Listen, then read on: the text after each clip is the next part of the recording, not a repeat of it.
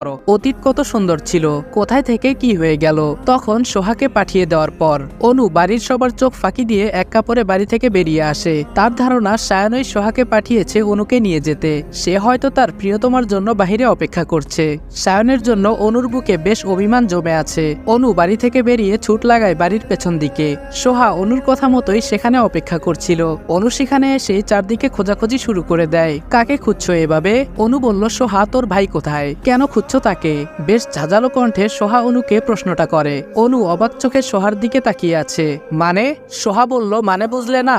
বেশ তো হেলে দুলে বিয়েটা করে নিলে, আবার বরকে নিয়ে বাপের বাড়িও এলে। বিয়ে করার আগে একবারও কি আমার ভাইয়ের কথা ভেবেছিলে? অনু বলল, এসব কি বলছিস সোহা? সোহা বলল, ঠিকই তো বলছি, সেদিন তুমি আসনি বলেই আজ। অনু বলল, কি? সোহা বলল, ভাইয়া আজই লন্ডন চলে যাচ্ছে, আর মাত্র 21 মিনিট পর ফ্লাইট। সোহার কথায় অনু আকাশ থেকে পড়ল। সায়ন চলে যাচ্ছে? সোহা বলল, হুম। এই নাও মা, এগুলো তোমায় ফিরিয়ে দিতে বলেছে। সোহা অনুর হাতে কয়েকটা কাগজ ধরিয়ে দেয়। এগুলো কাগজ নয়, এগুলো চিঠি, যেগুলো অনু সায়নকে দিয়েছিল। চিঠিগুলো অনুর হাতে ধরিয়ে দিয়ে সোহা পেছনে হাঁটতে শুরু করে। কিছু দূর গিয়ে সোহা দাঁড়িয়ে যায়। পেছন ফিরে অনুর দিকে তাকিয়ে বলতে শুরু করে, অনু আপু, হয়তো তোমার ছলনায় আমার ভাইয়ের জীবনটা শূন্য হয়ে গেল।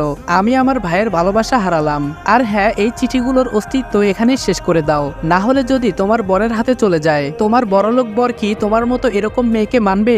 ভালো থেকো। আর একটি কথাও বলেনি সোহা। চোখের পানি ফেলতে ফেলতে বাড়ির পথে হাঁটা ধরে সে। অনু সেখানে ঠায় দাঁড়িয়ে আছে। বিয়ের আগের দিনও অনুর সায়নের সাথে কথা হয়েছিল।